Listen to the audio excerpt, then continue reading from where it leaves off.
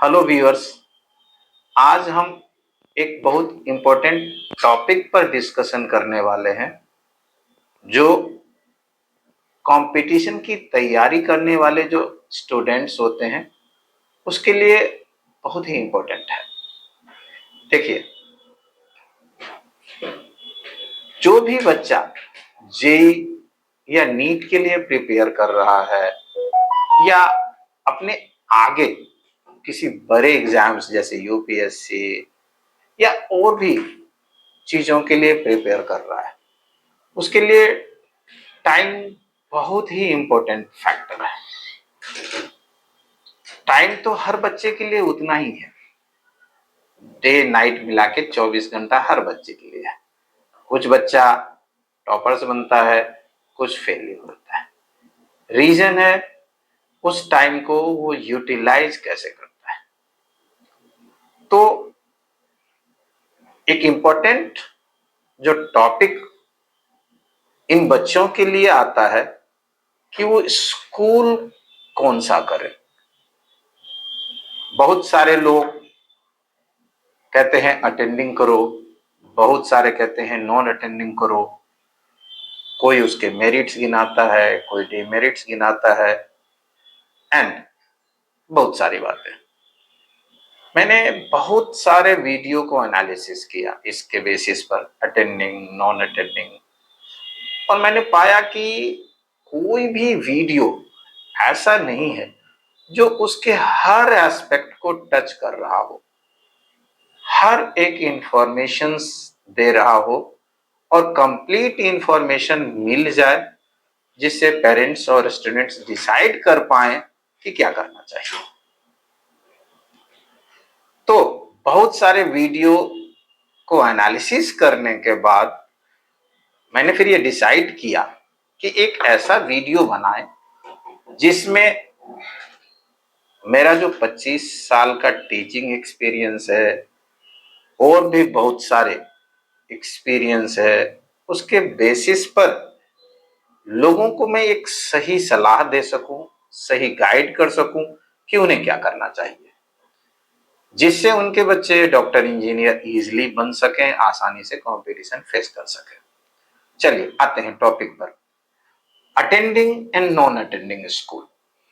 कुछ लोग non attending school को फ्लाइंग स्कूल भी बोलते हैं, कुछ डमी भी बोलते हैं। क्या फर्क है इन सब में? देखिए, रेगुलर स्कूल तो हर कोई जानता है, हम इतने सालों से पीढ़ी दर पीढ़ी पढ़ते आ रहे हैं, स्कूल में जाते हैं, नाम लिखाते हैं, वहां पढ़ने के लिए जाते हैं। हर रोज सुबह से क्लासेस लगती हैं, किसी में 7:30 बजे, किसी में 8 बजे, 1:30-2 बजे तक छुट्टी हो जाता है। एक दिन में 8 क्लासेस, 7 क्लासेस, 8 क्लासेस लगती हैं। फिर हमें होमवर्क दिया जाता है, बहुत सारी चीजें एक्स्ट्रा एक्टिविटीज कराई जाती है, फिर कुछ पर्टिकुलर पीरियड के बाद टेस्ट होता है एंड सो चीजें होता है, ये सभी जानते हैं। नॉन अटेंडिंग स्कूल बहुत सारे लोगों के लिए यह है कि ये क्या होता है, पता नहीं क्या प्रॉब्लम होंगी, सही भी है या गलत भी है and so. Non attending school कोई अलग से स्कूल नहीं होता। पहली मिथ है कि नॉन अटेंडिंग स्कूल अलग होता है। जी नहीं, नॉन अटेंडिंग स्कूल कोई अलग से स्कूल नहीं होता। जो अटेंडिंग स्कूल है उसी अटेंडिंग स्कूल में से कुछ स्कूल कुछ बच्चों को नॉन अटेंडिंग फैसिलिटी प्रोवाइड करते हैं। ऐसा क्यों करते हैं? ऐसा उनका बहुत सारे फैक्टर्स है, बट सबसे मेन फैक्टर्स होता है इकोनॉमिकल ग्राउंड। उनके स्कूल में बच्चे कम होते हैं, उनके पास फाइनेंशियली प्रॉब्लम होती है या सीट खाली होती है, तो कहते हैं कि इन सीट पर हम कुछ ऐसे बच्चों को दे दें जो हमारे यहाँ स्कूल में नहीं आए और हमें पैसे मिल जाए। तो वो अपने ही स्कूल में, उसी अटेंडिंग स्कूल में कुछ बच्चे को एडमिशन दे देते हैं जो स्कूल अटेंड करने नहीं आता है। तो पहले मिथ है कि ये अलग अलग होता है, ऐसा बिल्कुल ही नहीं है। अटेंडिंग स्कूल के अंदर ही नॉन अटेंडिंग स्कूल की फैसिलिटी दी जाती है। चलिए आगे बढ़ते हैं। दूसरा फैक्टर कहते हैं कि पैसे के मामले में क्या है। नॉन अटेंडिंग स्कूल में जनरली 70 to 80% फी लिया जाता है, जितना रेगुलर स्कूलिंग का है। तो ये कुछ मायने में इकोनॉमिकल भी है। आपको यदि 1 लाख 1 साल का फीस लग रहा है तो उसके जगह पर आपको 70 से 75 हजार रुपए लग रहा है, तो 25 हजार का आपको बेनिफिट हो रहा है। तो इस मायने में वो बेनिफिशियल है आपके लिए। चलिए दूसरी आगे कॉन्सेप्ट की तरफ बढ़ते हैं। नॉन अटेंडिंग स्कूल में सेम रेगुलर स्कूल की तरह ही एडमिशन प्रोसीजर होता है, सेम एग्जाम प्रोसीजर होता है, सेम टेस्ट लिया जाता है, सेम प्री बोर्ड होता है, सेम आई कार्ड बनते हैं, हर एक फैसिलिटी सेम ही होता है, ये अलग नहीं होता। क्लासेस भी लगती हैं, बट जो बच्चे कॉम्पिटिशन्स के लिए पढ़ रहे हैं, इंजीनियरिंग मेडिकल के लिए प्रिपेयर कर रहे हैं, तो उनको दिक्कत क्या आती है इस पर बात करते हैं। यदि आप रेगुलर स्कूलिंग जाते हैं तो आपको सुबह 6 बजे उठना होता है, क्योंकि 7-7:30 बजे से आपके स्कूल स्टार्ट हो जाते हैं। 1:30 बजे से 2 बजे आप फ्री होते हैं, उसके बाद आप घर आते हैं।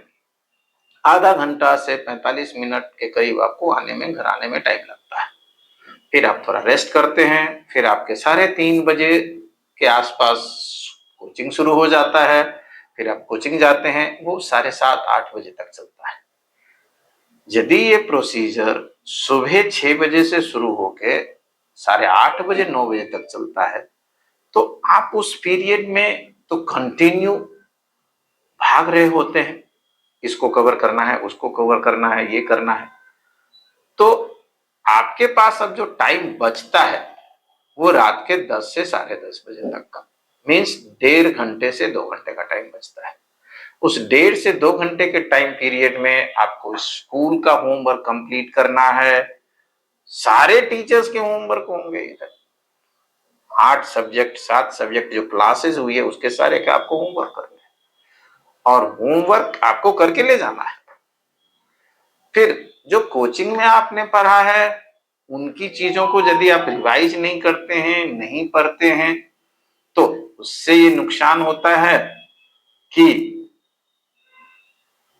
आपको कॉन्सेप्ट ही समझ नहीं आएगा, या आप प्रैक्टिस नहीं करेंगे तो आपको समझ नहीं आएगा अगला कॉन्सेप्ट, नंबर ही नहीं आएंगे। तो आपके लिए फिर ये दिक्कत क्या हो जाती है कि आप रेगुलर स्कूल में पढ़ते हो तो टाइम की सबसे बड़ी प्रॉब्लम होती है कि आपके पास टाइम ही नहीं बचता। दूसरी प्रॉब्लम क्या होती है कि स्कूल का जो टीचर है वो कुछ अलग चीज पढ़ा रहा होता, कंपटीशन का जो टीचर है वो कुछ और चीज पढ़ा रहा होता है। अब अलग अलग चैप्टर्स पढ़ाई हो रहे हैं एक सब्जेक्ट में।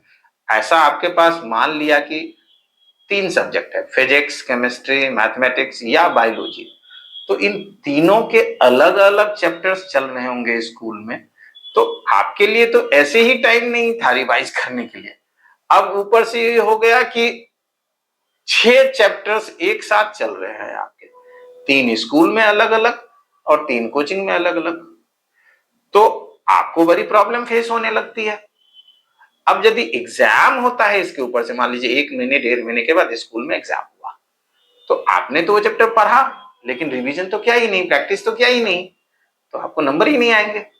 सिमिलरली कोचिंग में आपका टेस्ट हुआ, आपने रिवीजन तो किया ही नहीं, प्रैक्टिस तो किया ही नहीं, तो वहां भी आपको नंबर नहीं आएंगे। अब स्कूल में भी फेल और कोचिंग में भी फेल। पेरेंट्स ने इतने पैसे लगा करके आपको स्कूल में एडमिशन कराया, कोचिंग में कराया, और दोनों जगह फेल, वो तो बड़ी डिसअपॉइंटेड होते हैं, बड़ी टेंशन में कि इतना पैसा लगाया, बच्चे को डॉक्टर बनाना है, इंजीनियर बनाना है, ये तो पास ही फेल हो गया पहले ही टेस्ट में। चलो फिर आप थोड़ा आगे बढ़ते हैं, फिर से पढ़ना शुरू करते हैं। फिर दूसरा आपका टर्मिनल होता है, 2 महीने 1.5 महीने के बाद कोचिंग में भी टेस्ट होता है, फिर सेम कहानी रिपीट होती है। और ज्यादा डिसअपॉइंटेड होता है। फिर उसके बाद जब तक हाफ ईयरली आ जाता है, बच्चा अपने हाथ खड़े कर देता है कि अब या तो मेरा स्कूल छुड़वाओ या मेरा कोचिंग छुड़वाओ, मेरा दोनों होना नहीं है। समझे? पेरेंट्स भी डिसअपॉइंटेड कि कहां तो सपने थे डॉक्टर इंजीनियर बनाने और कहां यहाँ सीबीएसई में ही पास नहीं हो रहे हैं। तो इसके बाद एक को छोड़ दिया जाता है। जो बच्चे कंटिन्यू करते हैं तो अब वो पेरेंट्स थक हार करके कहते हैं चलो जैसा करना है करो। फिर बच्चा फिर कोचिंग जाता है, स्कूल जाता है, समझ तो आ ही नहीं रहा है। वो थोड़े दिनों के बाद डिसअपॉइंटेड वो करके वो भी गिव अप कर देता है। तो अब कंपटीशन पास करना छोड़ दिया उन्होंने, टारगेट से ही हटा दिया। जस्ट अब बहे जा रहे हैं, एक धारा में कहते हैं कि बहे जा रहे हैं, टारगेट तो कोई है ही नहीं। चलिए, एक और प्रॉब्लम क्या होती है स्कूल और कोचिंग के साथ। स्कूल के जो टीचर होते हैं ना, वो कॉन्सेप्ट के अकॉर्डिंग नहीं पढ़ाते, और जो कंपटीशन वाले हैं वो कहते हैं मैं कॉन्सेप्ट के अकॉर्डिंग पढ़ाता हूं, या पढ़ाते भी हैं। तो स्कूल का टीचर और कोचिंग का टीचर यदि सेम चीज भी पढ़ा रहा है ना, तो उसमें कॉन्फ्लिक्ट होता है। स्कूल का टीचर अपनी किताब की लिखी चीजों को एकदम बिल्कुल बाइबल की तरफ मान के चलता है, उसको अपना तो उतना समझ है नहीं। मैं सारे टीचर की बात नहीं कर रहा, कुछ टीचर बहुत बढ़िया होते हैं स्कूल के, उनकी बढ़िया नॉलेज है, और कुछ टीचर कंपटीशन के भी हैं जिनको समझ नहीं होता। यदि टेस्ट ले लिया जाए तो यदि स्कूल के 30% टीचर पास होते हैं टेस्ट में, तो कंपटीशन के भी 50-60% फेल हो जाएंगे, पास नहीं होंगे। सब्जेक्ट का उनको भी नॉलेज नहीं है, लेकिन वो भी रट के याद करके जाके पढ़ा देते हैं, बच्चों को समझ आता नहीं है। तो ये परेशानी होती है।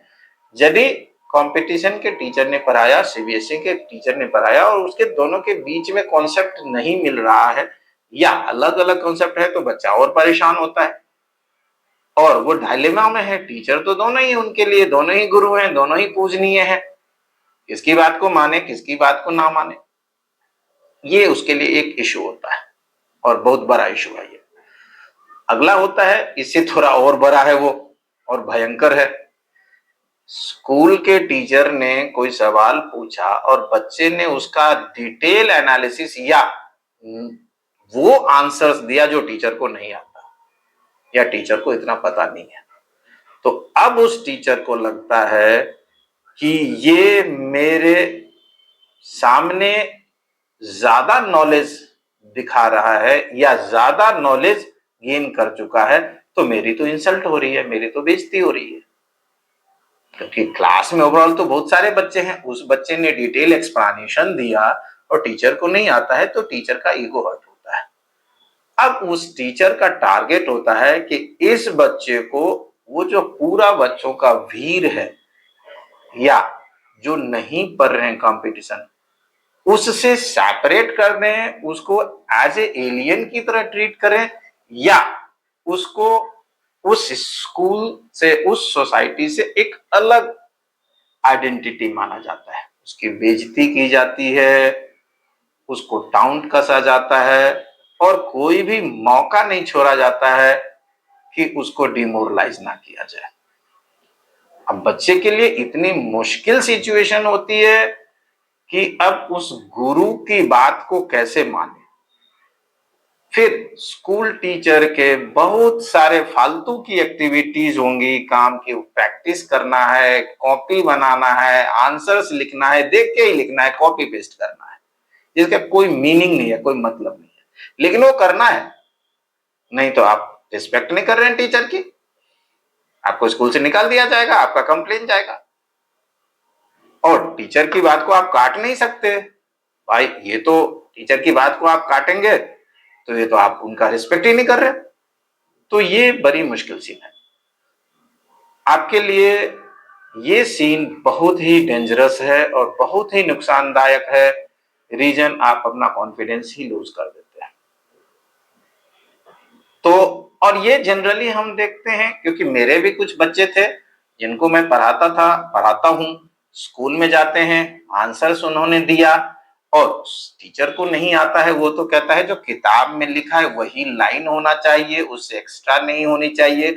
उसके बियॉन्ड यदि आप बात करते हैं तो आप गलत हैं। हो सकता है वो चीज सही है, डीप नॉलेज वही है, लेकिन टीचर कहता है मुझे ऐसे कोई मतलब नहीं। चलो, तो ये एक सिचुएशन आपके लिए मुश्किल होती है। तो इन सारी प्रॉब्लम्स के कारण आपको अटेंडिंग स्कूल में परेशानियां होती हैं, दिक्कत होती हैं। जो रेगुलर स्कूल है उसकी सबसे बड़ी जो डिमेरिट्स होती है वो ये है कि आपका टाइम जो है वो टाइम बहुत खराब होता है और उसके बदले में आपको बेनिफिट कम मिलता है।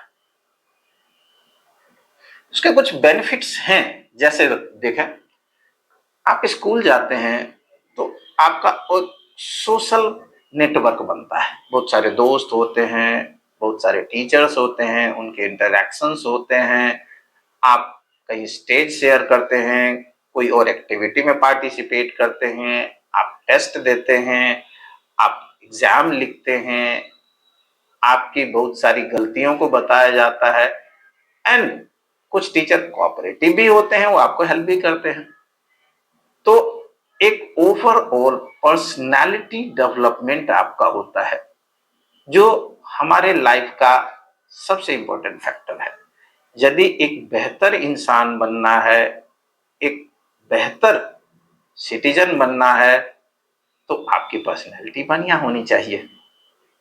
ये आप स्कूल जाते हैं तो ये बहुत सारे सीखते हैं वहां पर, जैसे आपको एक रूटीन मेंटेन करना है, एक डिसिप्लिन मेंटेन करना है, एक टाइम मैनेजमेंट मेंटेन करना है, एक दूसरे का रेस्पेक्ट करना सीखना है, अपने से बड़ों को आदर देना सीखना है एंड सो ऑन, बहुत सारी चीजें। तो ये उसके मेरिट्स हैं। आते हैं नॉन अटेंडिंग की तरफ। नॉन अटेंडिंग का सबसे बड़ा जो मेरिट है वो ये है कि आपको टाइम बचता है। उस टाइम को आप यूटिलाइज कर सकते हैं अपनी स्टडी में। जैसे देखिए, सुबह जो 6 बजे से और 2-2:30 बजे तक का भी टाइम था वो आपके पास बच गया, प्लस आप एग्जॉस्ट नहीं होते, तो आप अपने सब्जेक्ट को पढ़ सकते हैं ज्यादा एनर्जी से, ज्यादा डेडिकेशन से, क्योंकि एक हमारी काम करने की लिमिट है। हम दिन रात या लगातार या बहुत ज्यादा टाइम तक काम करेंगे तो हमारी एफिशिएंसी कम होगी। तो यदि आपके पास वो 8 घंटे बच जाते हैं 6 बजे से लेकर 2 बजे तक, वो 8 घंटे आपके लिए बहुत ही इंपॉर्टेंट है। उस 8 घंटे में से यदि आपने 5 घंटे भी यूटिलाइज कर लिए तो आपका 70-80% काम हो गया। अब आपकी क्या क्या प्रॉब्लम सॉर्ट आउट हो जाएंगे। देखिए, आपको स्कूल नहीं जाना, आपको कोई एक्स्ट्रा एक्टिविटीज नहीं करना है, ना आपको कॉपी लिखना है, न और पार्टिसिपेशन किसी में करना है, न और एक्टिविटीज। आपको जो टीचर वाला बोधरेशन था कि सीबीएसई वाला स्कूल का टीचर अलग पढ़ा रहा है और कंपटीशन वाला अलग पढ़ा रहा है, ये खत्म।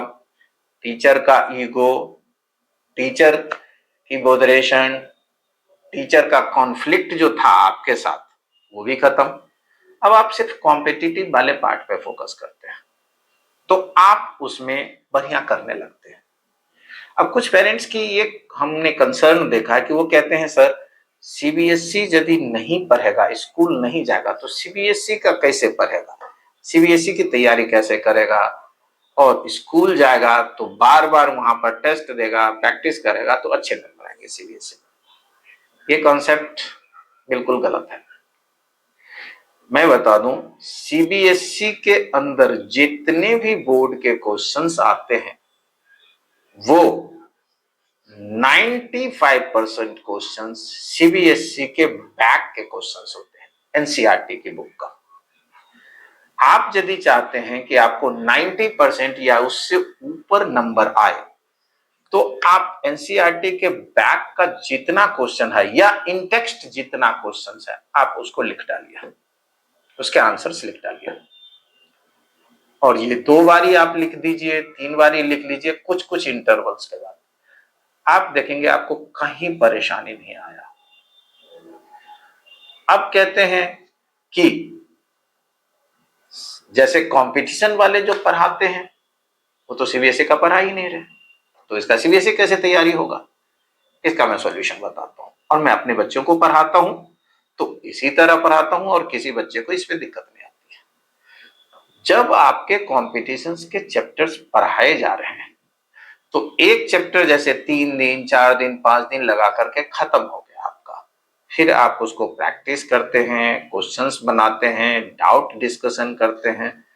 आप उसके बाद एनसीईआरटी के जितने भी इन टेक्स्ट या बैक साइड के क्वेश्चंस हैं, आप उसको साइमल्टेनियसली एक दिन लगा करके लिख लो रिटन में। इससे क्या होगा कि आपका जो जेई और नीट का कॉन्सेप्ट है वो भी स्ट्रांग होगा और साथ में आपका सीबीएसई का भी सेक्शन कंप्लीट हो जाएगा। तो अलग से जो आपको पढ़ने के लिए कोई कह रहा था या फिर से दोबारा पढ़ने था, ये प्रॉब्लम आपका खत्म हो जाएगा। और एक और मिथ है कि सीबीएसई का सिलेबस अलग होता है, कंपटीशन का सिलेबस आता है, ये बिल्कुल ही गलत है। सीबीएसई और कंपटीशन में 90% कोई फर्क नहीं होता, सिर्फ 10% सेक्शन है ऐसा जहां पर फर्क होता है।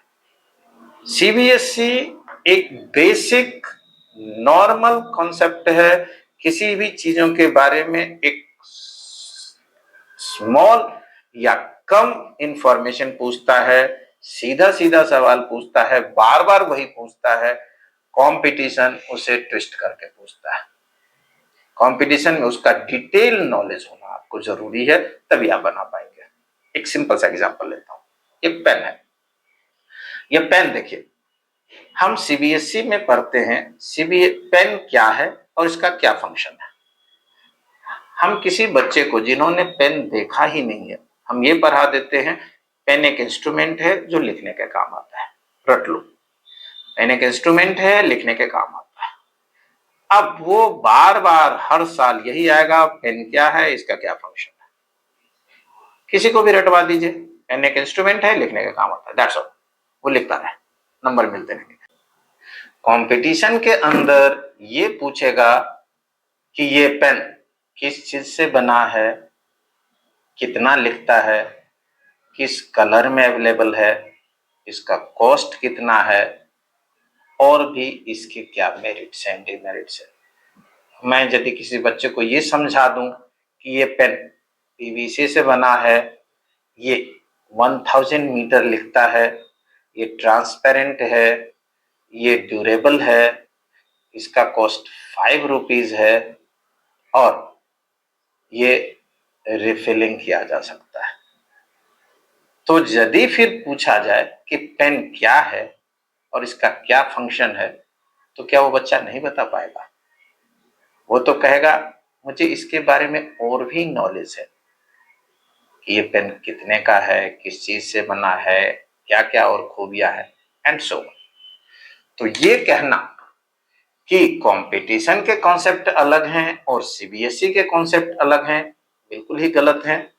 90 to 95% कॉन्सेप्ट सेम ही है। यदि किसी बच्चे को कॉन्सेप्ट समझ आ गया तो वो सीबीएसई में भी 90 to 95% मार्क्स ला सकता है और कंपटीशन में भी सिलेक्टेड हो सकता है, बहुत बढ़िया नंबर ला सकता है। यदि कॉन्सेप्ट नहीं आता तो सीबीएसई में तो आप नंबर ले आ सकते हो रट के भी, जैसे हमने बताया कि बैक साइड के क्वेश्चंस को रट लो तो आप नंबर ले आओगे, लेकिन कंपटीशन में आपको 10% भी नंबर नहीं आएंगे क्योंकि सारे क्वेश्चंस वहां ट्विस्टिंग है। आपको कॉन्सेप्ट समझ नहीं आएगा तो आप बना ही नहीं पाओगे।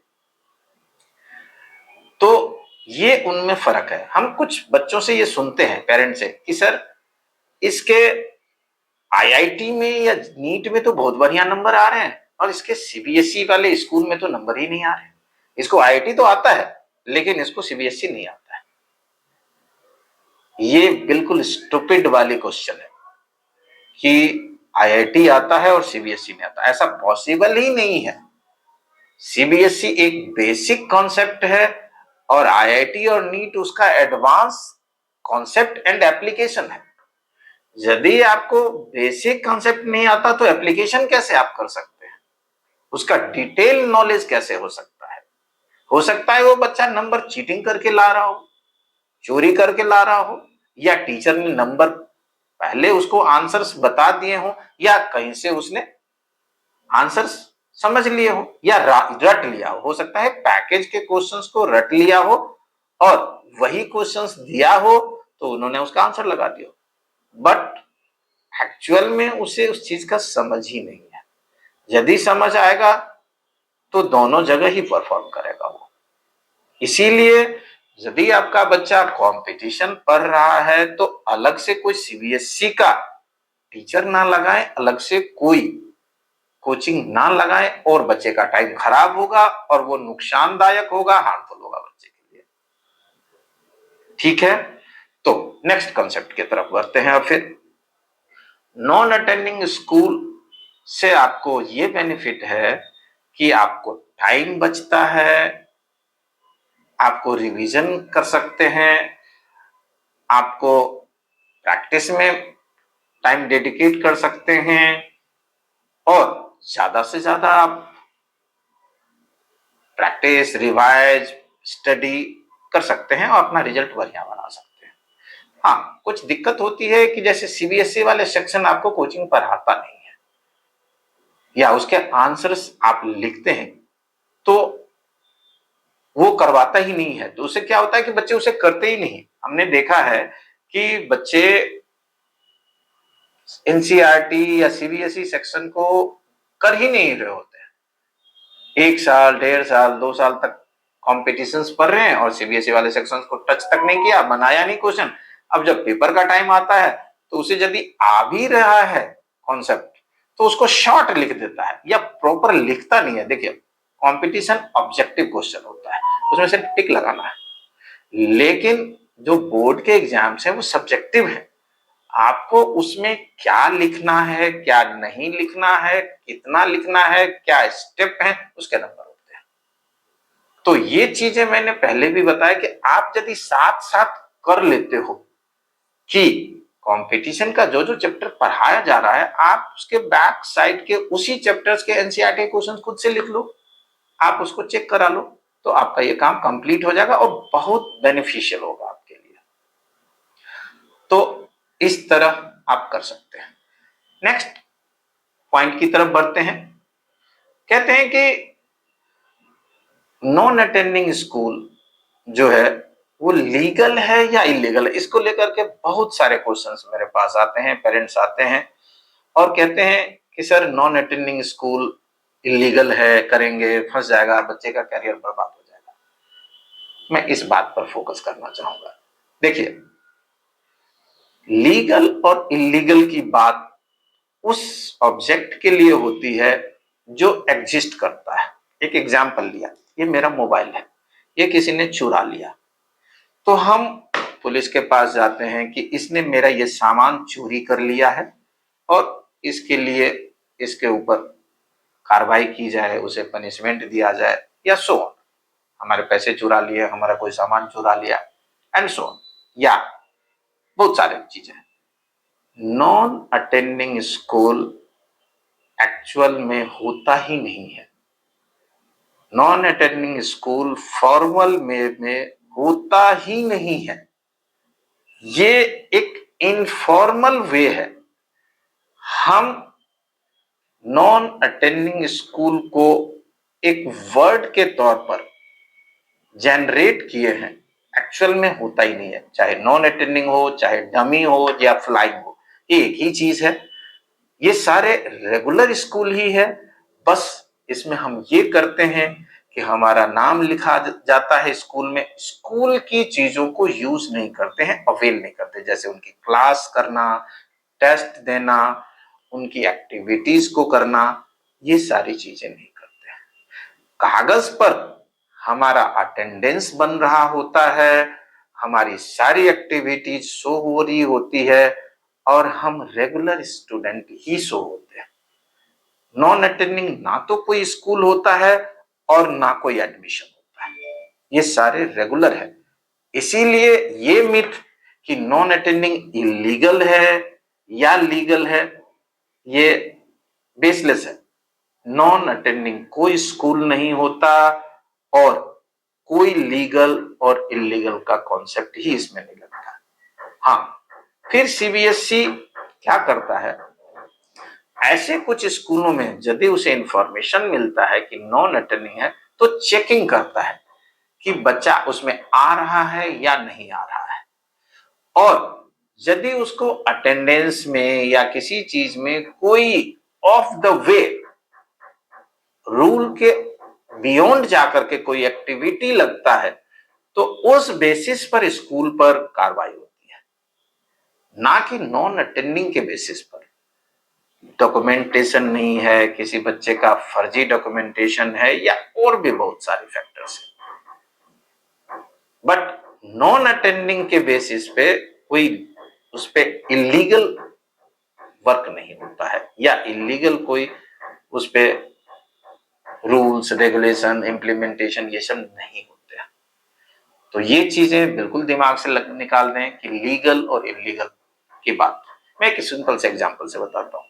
हम किसी होटल में जाते हैं, हम खाना ऑर्डर करते हैं, उसमें बहुत सारी चीजें देता है।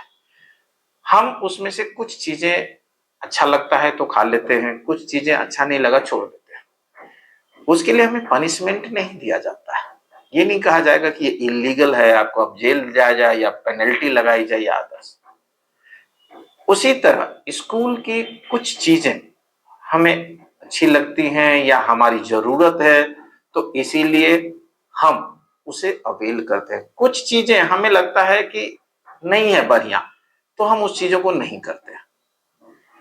फॉर्मल वे में वो हम करते हैं, कागज पर अटेंडेंस लगता है, कागज पर सारी चीजें शो की जाती है, बट इनफॉर्मल में सिर्फ स्कूल और बच्चा या उनके पेरेंट्स को ही पता होता है कि बच्चा स्कूल नहीं जा रहा है और ये नॉन अटेंडिंग है।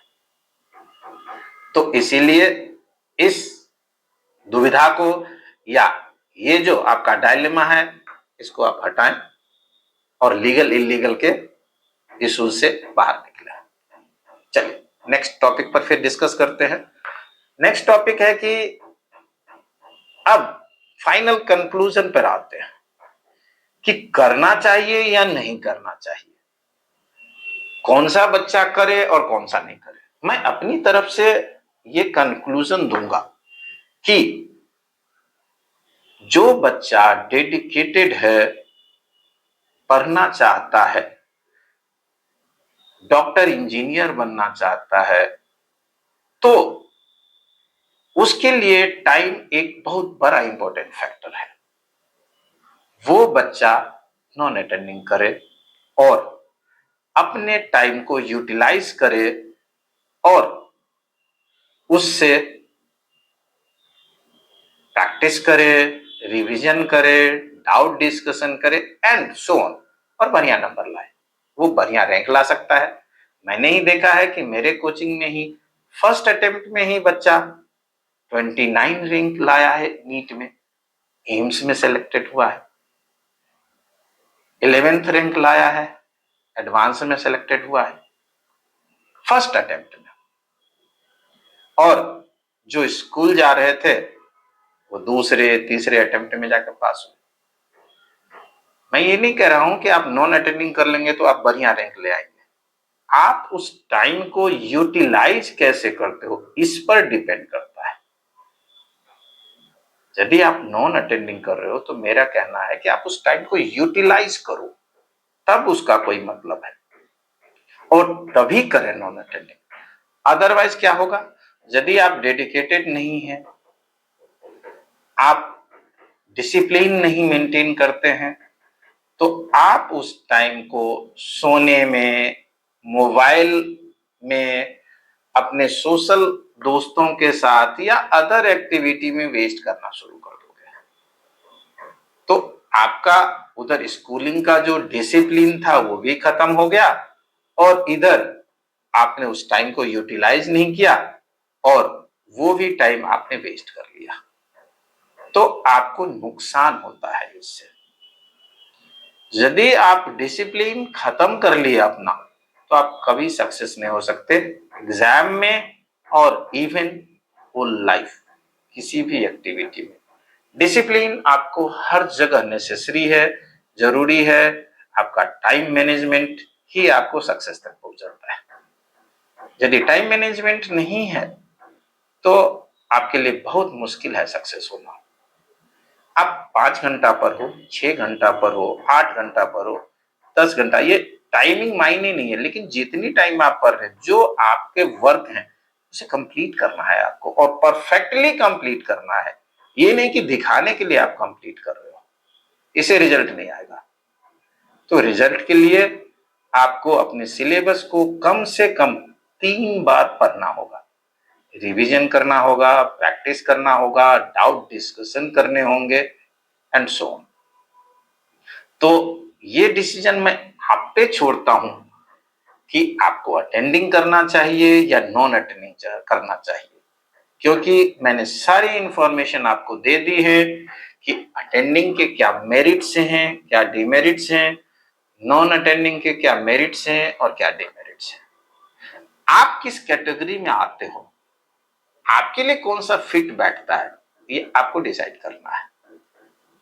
मैं एक चीज फाइनल बताता हूं, जो अटेंडिंग वाले बच्चे होते हैं उसके सक्सेस होने के चांसेस 20 से 30% होते हैं कंपटीशन में, साइमल्टेनियसली, साथ साथ की बात करो।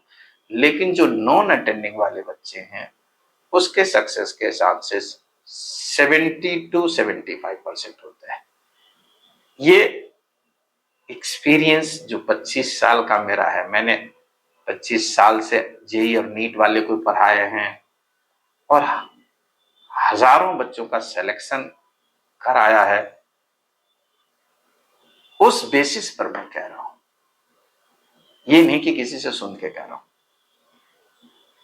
तो ये डिसीजन मैं आप पे छोड़ता हूं, आपको क्या करना है। मैंने सारे फैक्ट्स आपको डिस्कस कर दिए हैं, मेरिट्स, डिमेरिट्स, लीगल, इलीगल।